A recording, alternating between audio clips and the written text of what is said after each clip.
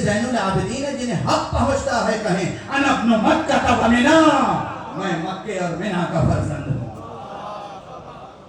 مکے کی حرمت کو بچانے والا امام ہے، منا کی روایت قربانی کو بچانے والا امام ہے۔ یہ ہے امام۔ آپ جانتے نہیں آپ کا امام کون ہے؟ آپ جانتے نہیں کون ہے یہ امام؟ رشک مسیحا۔ یہ بیمار نہیں ہے، یہ رشک مسیحا ہے، جس کے انفاس قدسیہ سے پوری ملت اسلامیہ کی بیماریاں دور ہوئی ہیں۔ یہ وہ امام ہے۔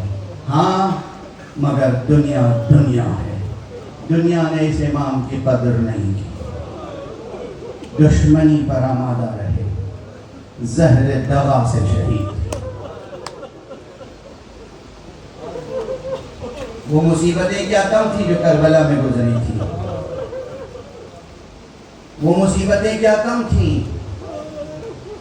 جو شام میں گزری تھی۔ میں کئی مجلسوں سے دیکھ رہا ہوں، میرا طریقہ بھی ہے، میں تفصیلی روایتیں کہاں پڑھتا ہوں مسائل کی، لیکن مجھے معلوم ہے آپ عاشقان اہل بیت ہیں، آپ سچے عزادار ہیں، آپ سوگواران اہل بیت ہیں، آپ تو ایک اشارے پہ تڑپ جاتے ہیں۔ کربلا میں کیا کیا قیامتیں نہیں گزری۔ ہم لوگوں کے یہاں طریقہ یہ رہا ہے کہ جب شبیہ برآمد ہوتی ہے تو جب سر سے عمامہ اتار لیتے ہیں تو شبیہ برآمد ہوتی ہے، لیکن غالباً یہاں یہ بات ضروری نہیں ہے، تو مجھے تھوڑی دیر سر سے عمامہ اتار کے مسائل بیان کر دیں گے۔ جب میں خاموش ہو جاؤں تو شبیہ تابوت لے آئیے گا، اس لیے کہ اب عمامہ سر پہ بار ہو رہا ہے۔ کیسے میرے سر پہ عمامہ ہو اور میں یہ کہوں کہ زینب بے ردا ہو۔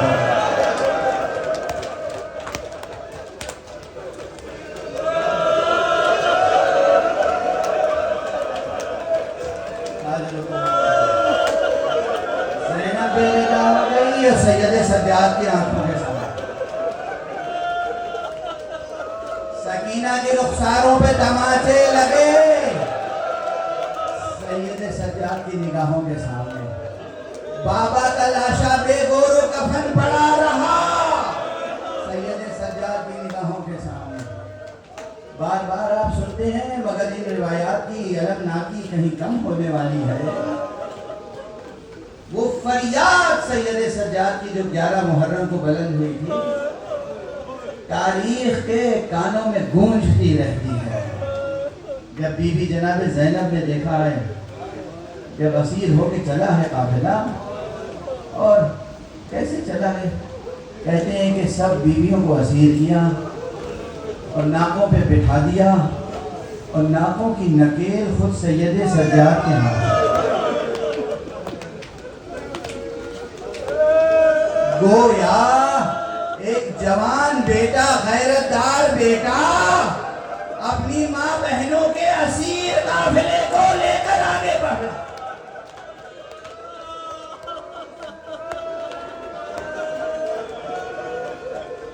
ذرا دو جملے مسائل عرض کر لینے دیجیے، پھر پرسہ دیجیے گا، جی بھر کے ماتم کیجیے گا، ماتم میں کمی نہ ہو، عزاداری کی کسی بھی کیفیت میں کمی نہ آنے پائے۔ عزاداری ہے یہ آقا حسین کی عزاداری، بی بی زہرا کو پرسہ دینا ہے نا، رسول اللہ کو پرسہ دینا ہے۔ اللہ آپ کی زندگیوں میں برکت عطا فرمائے، اللہ آپ کی آنکھوں کو کبھی غم اہل بیت میں خشک نہ رکھے۔ سید سجاد اس ناقے کی نکیل ہاتھ میں لے کے آگے بڑھ رہے ہیں، ادھر سے لے جایا جا رہا ہے جہاں باپ کا لاشا بے گور و کفن پڑا۔ نظر جو پڑی چہرے کا رنگ بدل گیا۔ ایک مرتبہ بی بی زینب نے پشت ناقہ سے دیکھا، بیٹا میں کیا دیکھ رہی ہوں، ایسا لگتا ہے کہ تمہاری روح جسم سے پرواز کیا چاہتی ہے۔ سید سجاد نے پلٹ کے کہا، پھوپھی اماں آپ ہی انصاف کریں، جوان بیٹا موجود ہو، باپ کا لاشا بے گور و کفن رہ جائے۔ جناب زینب نے بیٹے کو تو سہارا دیا، بھتیجے کو سہارا دیا، مگر خود پھر رہ نہ سکی، بلکہ کہ بیویوں نے پشت ناقہ سے خود کو گرا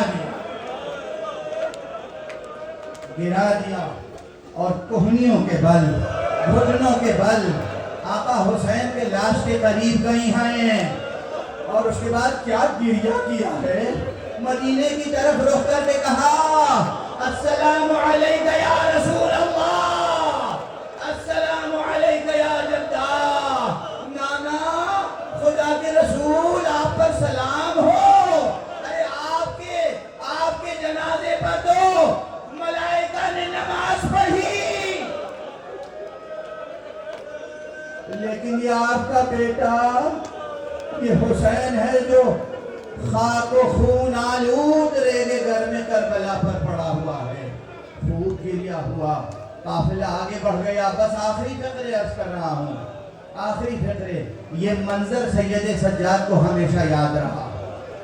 سید سجاد کوفے سے گزرے، شام سے گزرے، بازاروں سے گزرے، درباروں سے گزرے، اور بے پناہ جہاد ہیں، ہر طرح سے جہاد کیا ہے، اور زخم پر زخم دل سید سجاد پر لگتے رہے، یہاں تک کہ تمام خدمتیں کرتے تھے، تربیت یتیموں کی کر رہے ہیں، بیواؤں کی تربیت کر رہے ہیں، غلاموں کی تربیت کر رہے ہیں، فقیروں ناداروں کے گھر رزق پہنچا رہے ہیں، مگر جب خود آپ کے سامنے کھانا آتا تھا تو بس آنکھوں سے چشمہ جاری ہو جاتا تھا، جب پانی آتا تھا پھر گریہ کرنے لگتے تھے، وضو کرنے کے لیے پانی آتا تھا پھر گریہ کرنے لگتے تھے۔ ایک مرتبہ کسی چاہنے والے نے کہا آقا کب تک گریہ کریں گے، تڑپ گئے، تم نے انصاف نہیں کیا، یعقوب کے سامنے 12 بیٹے تھے، ایک بیٹا نگاہوں سے اوجھل ہو گیا تھا، مگر اور معلوم تھا علم نبوت سے کہ بیٹا زندہ ہے، اس کے باوجود اتنا گریہ کیا کہ آنکھیں سفید ہو گئیں۔ ہمارے سامنے تو 18 یوسف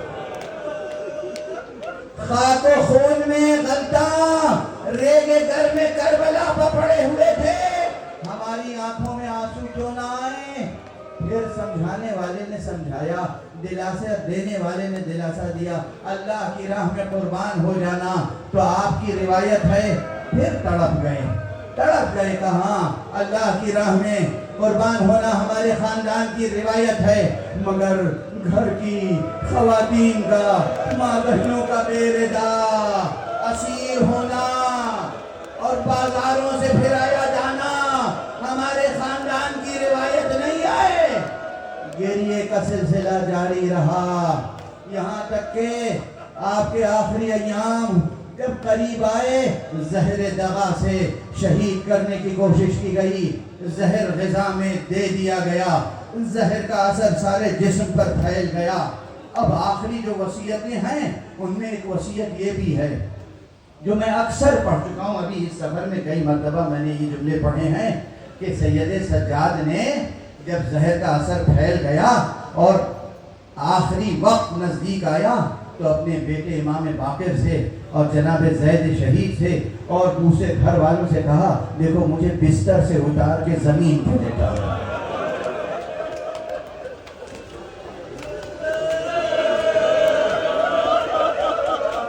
بیٹوں نے کہا بابا آپ کا جسم بہت کمزور ہو گیا ہے، بہت کمزور ہو گیا ہے، بہت اذیت ہو رہی ہے آپ کو، یہ کیا وصیت ہے بابا؟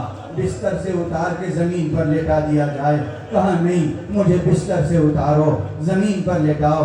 تخت سے بستر سے اتار کر زمین پر لیٹانا چاہتے تھے، ایک مرتبہ دیکھا، کہا یہ چادر جو ہے نا اسے ہٹا دو، یہ دری ہٹا دو، یہ چٹائی ہٹا دو، مجھے خاک پر لٹا دو۔ ایک مرتبہ بیٹوں نے چہرہ دیکھا، بابا یہ کیا وصیت ہے؟ کہا تمہیں نہیں معلوم، مجھے بابا کا وہ آخری وقت یاد آ رہا جب میرے بابا خاک گھر میں کربلا پر تھے، رخسار مبارک، ریش مبارک خاک آلود تھی، حسین کا وہ نورانی چہرہ خاک و خون میں غلطا تھا۔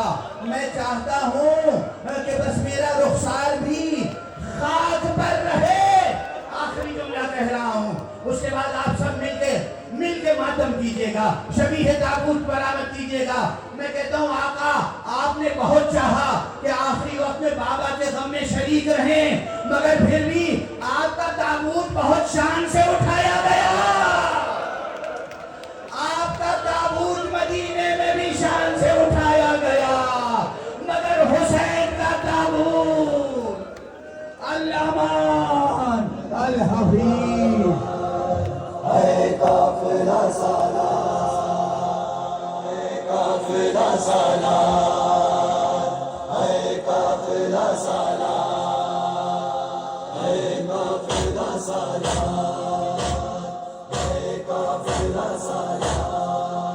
ان کی بیٹیاں بیمار خون ہوتا تھا، ان کی بیٹیاں بیمار خون ہوتا تھا.